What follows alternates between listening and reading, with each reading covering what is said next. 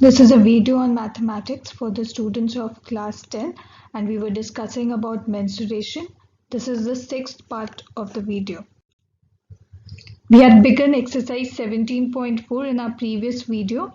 Today we'll be discussing from question number 17 and the question is a building is in the form of a cylinder surmounted by a hemisphere. So you have a cylindrical building, the shape of the building is like a cylinder and we have an hemisphere surmounted over it. That means on the top it looks like a hemisphere and it contains this much of air. So the volume of the dome is given. We know it's 4119 by 21. If the internal diameter of the dome is equal to its total height above the floor. So we also have the height. That means the diameter of the dome is equal to the height. So if the radius, if I take is r meters, so your height will also be r meters because diameter is equal to the height. So we know that the radius will be half of it. So r is equal to both the height and the radius will remain the same. So volume we know is pi r square h, volume of cylinder plus volume of the dome. When you put down the values, we have pi r square and also h. Now h we can, instead of h we can write r because it is the radius is actually the same. So it comes to pi r cube like I've shown it here plus 2 pi r cube, which is the volume of the hemisphere. So it comes to pi r cube because this value is same. So once you bring them together, it becomes 5 by 3 pi r cube. When you put down the values, it comes to 21 by 110. So your r cube is equal to 880 by 21 into 21 by 100, and this is actually your cross multiplication because volume is already given to us, that is 880 by 21. When you multiply this, you get 110 by 21. So when you bring it down like this, so your equation that will be formed will be somewhat like this. So 21 and 21 gets cancelled.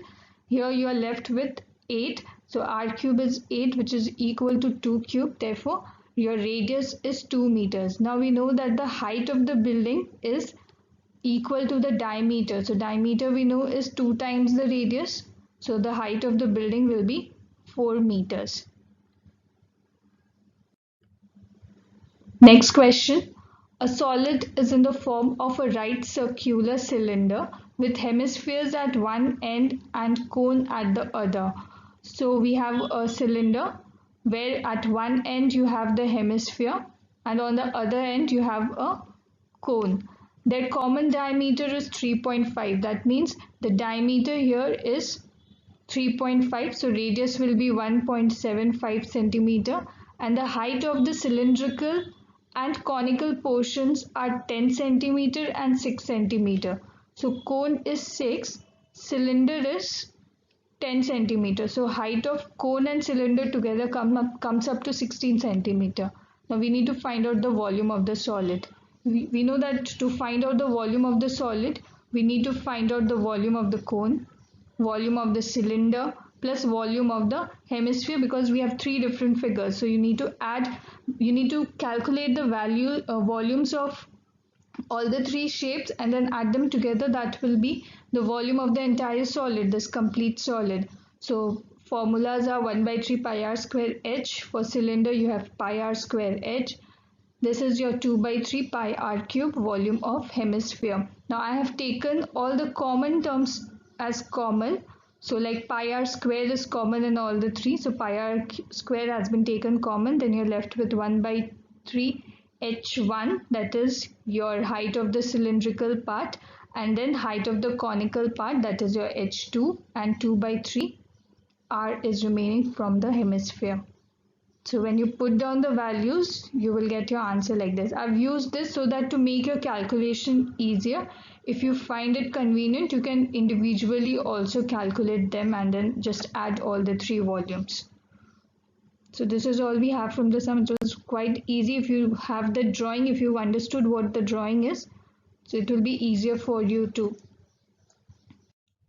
Next question, we have the given figure shows a model of a solid which consists of a cylinder surmounted by a hemisphere at one end. Now, if the model is drawn to a scale of 1:200, find the total surface area of the solid in pi meters square and the volume of solid in pi liters.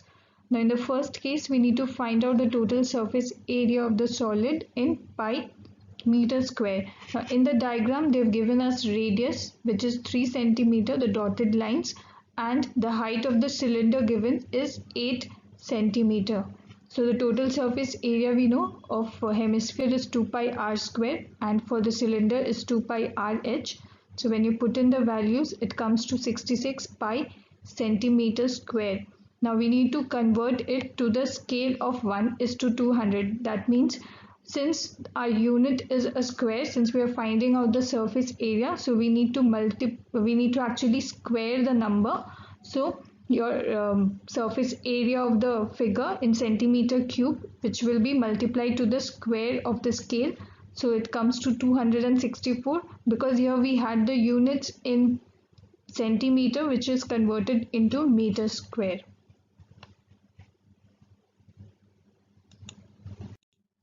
In the second part of the sum, we need to find out the volume of solid in pi liters. Now, we know the volume of the model will be volume of the hemisphere plus volume of the cylinder. Put down the values, you'll get 90 pi as your answer. And then we need to convert it to the scale of 1:200. Now, to convert, because we have our answer in cubic meters, so we need to take the power of 3. So your answer will be 90 pi into 80 lakhs. This comes to your 72 pi centimeter cube, and then it comes to 720 pi meter cube, which I've converted into liters because we were asked to find in liters. You need to know the conversions. So you'll get 7,20,000 pi liters. So this is all we have from the class today. Thank you.